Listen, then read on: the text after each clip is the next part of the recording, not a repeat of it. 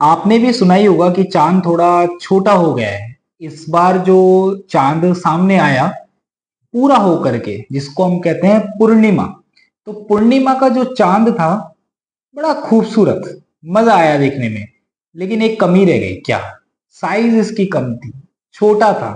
तो लोगों ने कहा कि माइक्रो मून है। भला मून भी माइक्रो हो सकता है? अब मून तो जो है वो है 3475 का इसका डायामीटर है। 3475 का, 3475 किलोमीटर का इसका पूरा का पूरा डायामीटर है। अब ये जो है ये तो इतना ही है, तो ये भला कैसे छोटा और बड़ा हो सकता है? अब ये छोटा बड़ा नहीं हो सकता या हो सकता है, क्या ऐसी बात है? इवन आज है बुद्ध पूर्णिमा, तो बुद्ध पूर्णिमा वाले दिन क्या ये सच में छोटा हो जाता है? ऐसा हर बार होता है? ये सब चीजें जो है, ये टर्म्स है।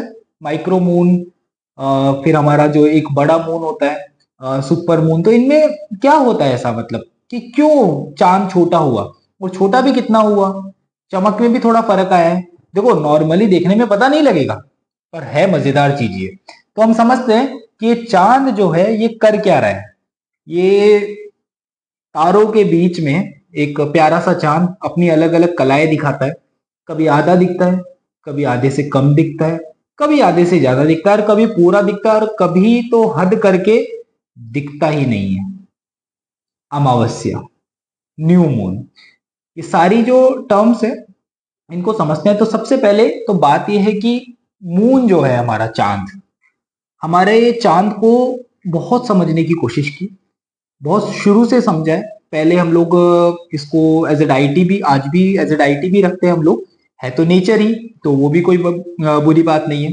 तो एज ए डाइटी भी हमने इसको देखा है। मून को लेकर के बहुत सारे अलग अलग सिविलाइजेशन ने सब कुछ समझा।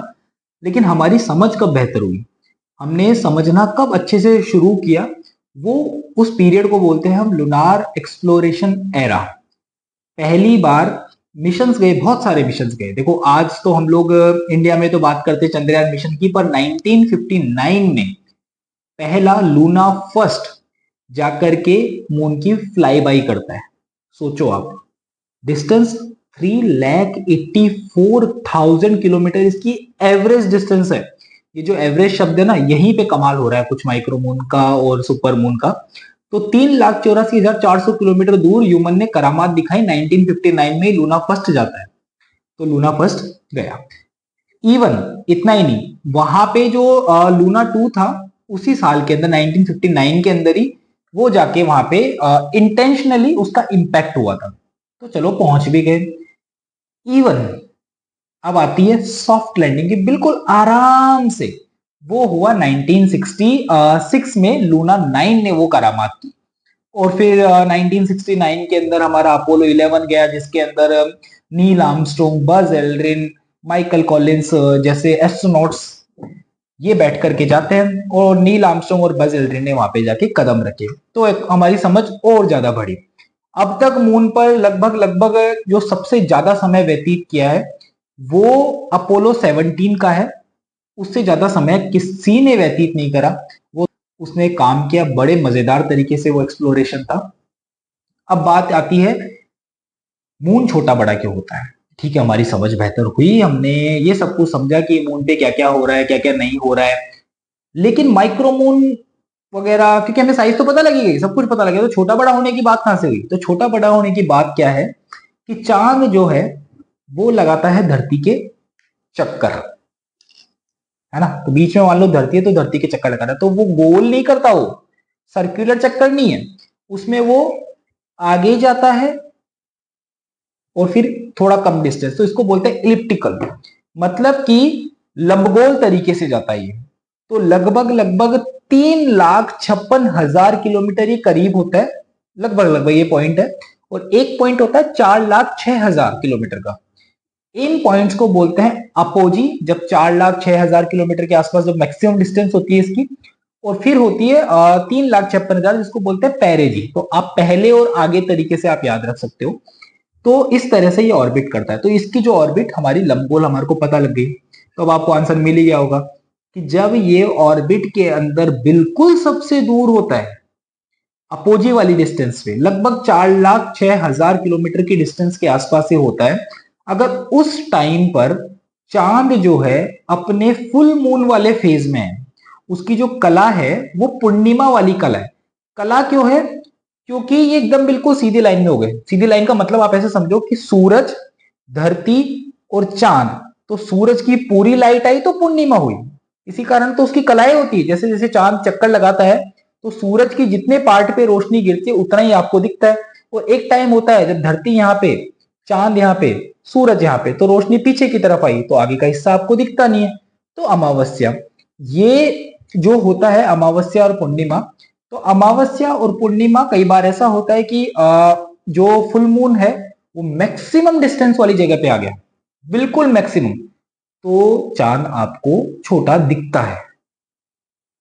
कितना छोटा दिखता है कि मान लो वही चांद फुल मून वाला, फुल मून जो है हमारा वो मिनिमम वाली डिस्टेंस पे हो, 3,56,000 किलोमीटर की डिस्टेंस पे हो, तो उसमें 12 से 14% का डिफरेंस आ जाता है साइज के अंदर, है ना। इवन 27 से 30%, 27 से 30% तक का उसकी ब्राइटनेस में भी डिफरेंस आ जाता है।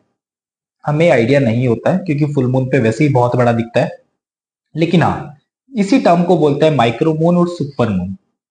चांद छोटा बड़ा नहीं हो रहा है, दूर और पास के चक्कर में, तो ये अपोजी पे आया और फुल मून हुआ, तो बस इसीलिए हमारा माइक्रो मून हो गया। अगर यही पेरेजी पे आता और फुल मून होता तो चांद बड़ा हो जाता, थोड़ा ज्यादा दीदार करने को मिल जाता। और ऐसा ही न्यू मून के टाइम भी हो सकता है, तो दोनों टाइम ऐसा कुछ हो सकता है। और ये बिल्कुल ऐसा नहीं कि फिक्स अपोजी फिक्स पेरिजी पे है, ये नियर बाई, मतलब वहां आसपास रहता है और उस टाइम पे ऐसा कुछ इवेंट हो तो we can say it is micro moon और सुपर मून। तो अभी वाला चांद जो है वो अपोजी पॉइंट पे है। और ये जो पूरा एक प्लानिटरी अलाइनमेंट इस तरह से होता है, सॉरी सेलेस्टियल अलाइनमेंट जो होता है कि जैसे सन, अर्थ और मून, अगर आप थर्ड पॉइंट ऑफ व्यू से देखोगे तो तीनों एक ही लाइन में है, तो इसको बोलते हैं लगभग सीजजी। सीजजी करके एक टर्म होती है, तो सीजजी इसको बोला जाता है एस्ट्रोनॉमिकली। बाकी हाँ, ऑर्बिट ही कर रहा है चांद, 3,475 किलोमीटर का ही है, साइज में भी कोई फर्क नहीं है। और हाँ, अगर आपको लग रहा होगा कि पारस चांद से तो हमारे टाइड्स आते हैं, ज्वार भाटा आता है, उसमें कोई फर्क पड़ेगा? पड़ेगा। कितना परसेंट? सिर्फ 2 इंच का। सिर्फ 2 इंच की एक्यूरेसी का फर्क होता है, इससे ज्यादा कोई फर्क नहीं होता। क्योंकि जब ये तीनों एक ही तरफ होते हैं कि सूरज, धरती और चांद, तो इधर से सूरज भी खींच रहा है, इधर से चांद भी खींच रहा है। अब ये पूर्णिमा वाला हो चाहे अमावस्या वाला हो, तीनों का तो एक ही लाइन में हुआ लगभग। तो इस टाइम पे हम बोलते हैं स्प्रिंग टाइड्स या किंग टाइड्स। तो इसके अंदर लगभग जब ये सुपर मून हो या माइक्रो मून हो तो उसके अंदर 2 इंच का वेरिएशन होता है। बाकी जो बाकी जो टर्म्स में होता है वो फिजिक्स वगैरह के अंदर वो जो अलग टाइड होते हैं उनकी हम बात अभी नहीं करेंगे। पर हाँ, इस तरह से इसमें वेरिएशन होता है 2 इंच का। अब बात यह है कि क्या भारत मून पर फिर से जाने वाला है? बिल्कुल जाने वाला है। चंद्रयान 4 मिशन जो है उसकी तैयारी अब बड़े जोरों शोरों से चल रही है, तो उसके ऊपर भी बहुत सारे अपडेट आपको इस चैनल पे मिलते रहेंगे। इवन जापानीज एक मिशन है जो अभी इंसर्ट कर चुका है हाकुटो। आपने फर्स्ट वाला जो था वो फेल हो चुका था, अब उसका ही सेकंड वाला जो है वो अभी मून को ऑर्बिट में इंसर्ट हो चुका है एंड जून के फर्स्ट वीक के अंदर उसकी लैंडिंग होने वाली है। तो we will understand about that mission also and will be coming up with such kind of videos. So for that do follow us and till that time आप लोग चांद देखिए, तारे देखिए, because we belong to stars and we all are stardust only। पीछे आप देख सकते हो।